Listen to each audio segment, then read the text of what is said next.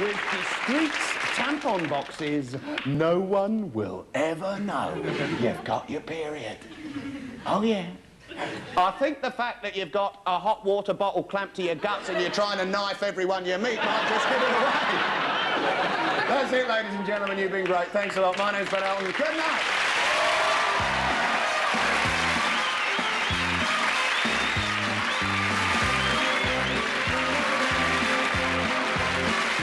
Ben Elton is back in 2 weeks.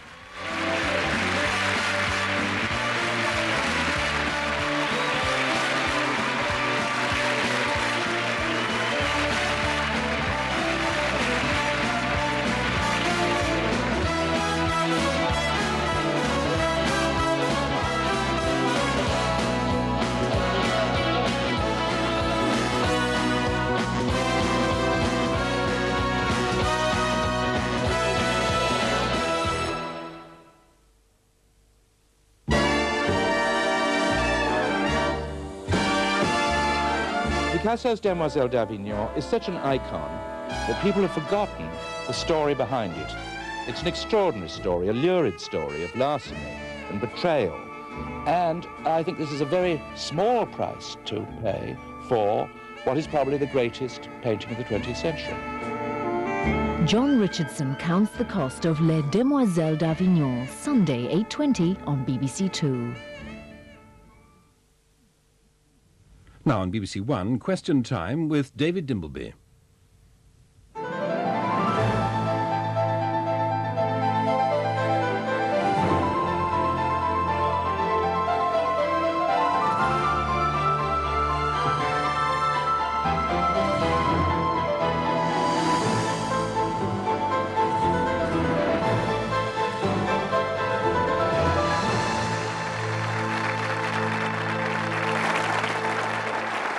Good evening.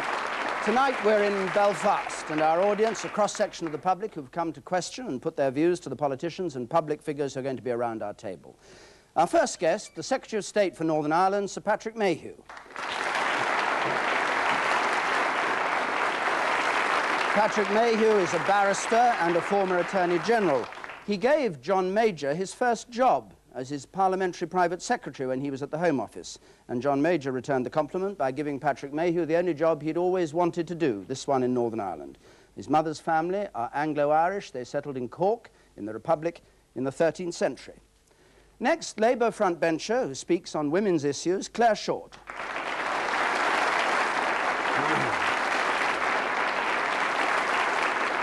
Claire Short's roots are also Irish. She's long campaigned for a united Ireland. She's very much her own woman. She's resigned twice from Labour's front bench, once over the Prevention of Terrorism Act, once over the Gulf War.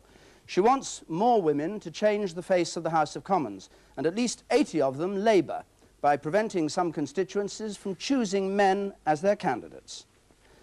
Our third panellist, the Director of the Institute of Professional Legal Studies at Queen's University, Belfast, Mary McAleese. Mary McAleese comes from a large Roman Catholic family which has witnessed its share of sectarian violence. She's lived both in the north and the south. She stood once as a Fianna Fáil candidate in Dublin. A colleague says her demure academic appearance conceals a rat-trap intellect. And next, the Honorary Secretary of the Ulster Unionist Party, Dr. Chris McGimpsey.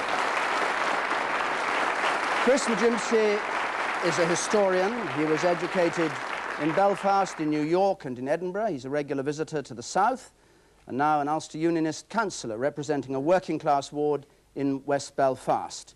He's also a property developer, and he says that if he lived in Britain, he'd vote Labour.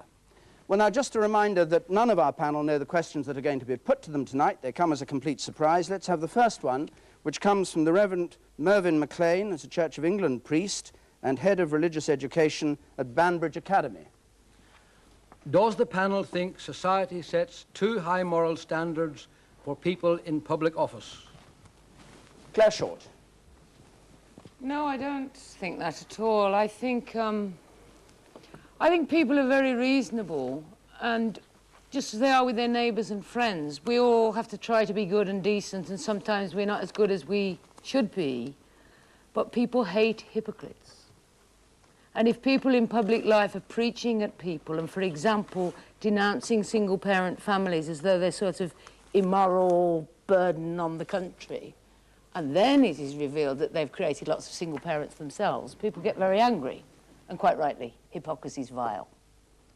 Patrick Mayhew. I don't think that society does set too high standards. I think it's quite difficult to know what standards it does set, because there seem to be varying applications of whatever standards people have in mind. I believe rather firmly that if you do set yourself up to be a leader and you invite the compliment of being elected to represent people, then you are, however illogical it may seem, and you can construct quite a good intellectual case against it, you are expected to set a lead in that field as well. What I do hope we might see is perhaps a little less obsession with this subject at the moment, because I do think there are quite a lot of more interesting and very much more important things going on in the world. Mary McAleese, do you believe that society expects a higher standard, the implication of this perhaps, too high moral standards from people in public life? I think it expects it, and so often we're very badly let down. I think that so often we are sold very, very short, and we're expected to settle for a lot less than we are entitled to expect.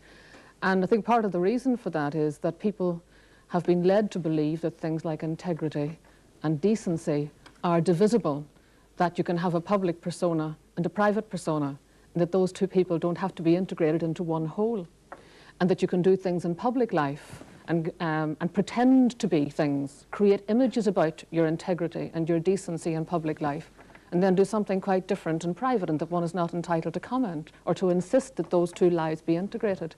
And I think that the public are entitled to expect that integrity should flow from the human person, from the human soul, and flow outwards and not be divisible. So often I think that we're just so badly let down, and we're shattered when we discover what emptiness lies behind the facade.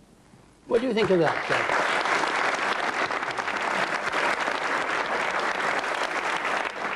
Mervyn McLean, you asked the question. What do you think of that answer? I think the answer is very fine. I would prefer to see society bring its own moral standards up to the level it expects of its politicians. You think there's a gulf between what's expected of politicians and what is expected of ordinary people of themselves? Very much so. Could you just explain in what way? Well, I think we accept many things in our society, such as extramarital activities, people cheating on their income tax, people doing the double, and all other kinds of factors like that, libelous things in the press against people who can't defend themselves. And I think there are many aspects of society which indicate low moral standards, and I don't see why we should expect more of politicians. I think we should expect more of ourselves. Chris Majimsey. Yeah, well, I think that's right. I think, first of all, you have the situation that you know, with politicians, I think that, I mean, to whom much is given, much is expected. And I think sometimes in private life, I think sometimes the public expect too much of politicians and forget that politicians are human beings like everyone else. So you do have a situation of the basic humanity of people who sit, say, in the House of Commons, for example, sometimes being exposed when they err in judgment or if they make mistakes, and people are then quick to point the finger. I think possibly it should be said that many of the elements in the media who are the quickest to point the finger at politicians or people in public life about certain errors that they make are probably people who would not stand up to the same sort of scrutiny that the politicians have to face, and I think we should bear that in mind. Having said that, if a politician is about anything, he should have principles, and he should be leading to an extent, at least, hopefully all of the time, or certainly most of the time, by example. And unfortunately, on occasion, some of our politicians, the sort of examples they set us aren't always the sort of things that we would expect other people to If your argument was right, it wouldn't matter that the journalists didn't have the same standards, because you're saying politicians should set an example, and they're therefore, in a sense, asking to be judged. Well, yeah, yes, I am saying that, but they're not mutually exclusive. What I'm saying is that some elements in the media, who are the ones who jump the hardest on politicians and people in public life, and who will pontificate the most about mistakes or falls from grace, are people who themselves are probably less able to face the sort of public scrutiny that the politicians themselves are forced to face. I'd like to say another thing, David. The media and the tabloid press think that the only moral question is sex. I mean, there's all sorts of lying and fiddling around money and pretending to do things for big reasons when people are really being selfish and lining their own pocket and being deceitful, that I think is about real integrity in politics. Of course, there's morality about sexual behaviour as well, but that's never mentioned. And the media aren't interested in that.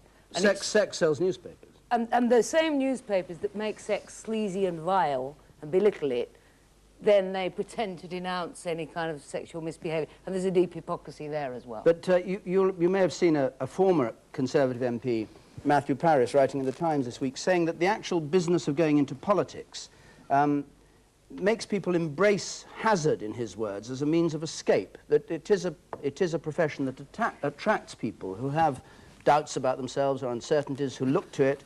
They said it, being an MP feeds your vanity and starves your self-respect.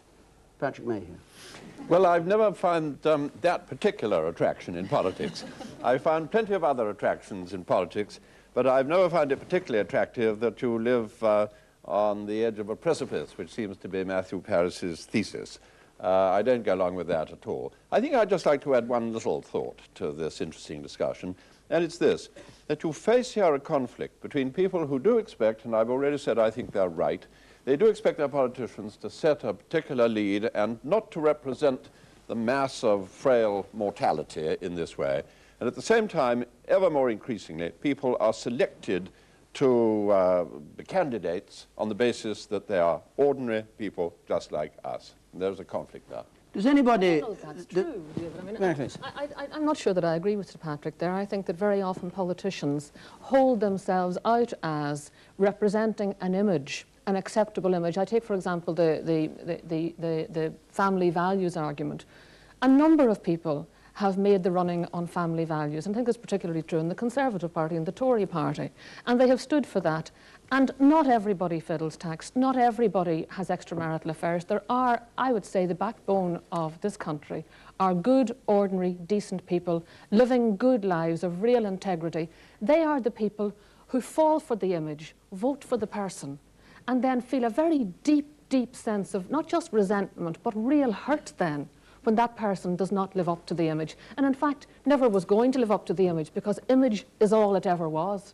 But what should they do then, these candidates for parliamentary office? If you're saying you believe they should have these very high standards and the electorate expects them of them, if they don't know whether they can live up to them or not until they're elected in the House of Commons, and then they're under all sorts of pressure. I mean, how would you, what you suggest they do? Say in their electoral address? If they're doing things... Don't trust me, you say in your electoral address. If they're preaching one thing and living another, there's something wrong. Yeah. And if they think their life is okay, then what they preach in their politics should be in tune with how they live their life. Is there anyone in the audience listening to this who doesn't agree with that view, who thinks that too high a standard is expected of politicians, higher than we expect of ourselves?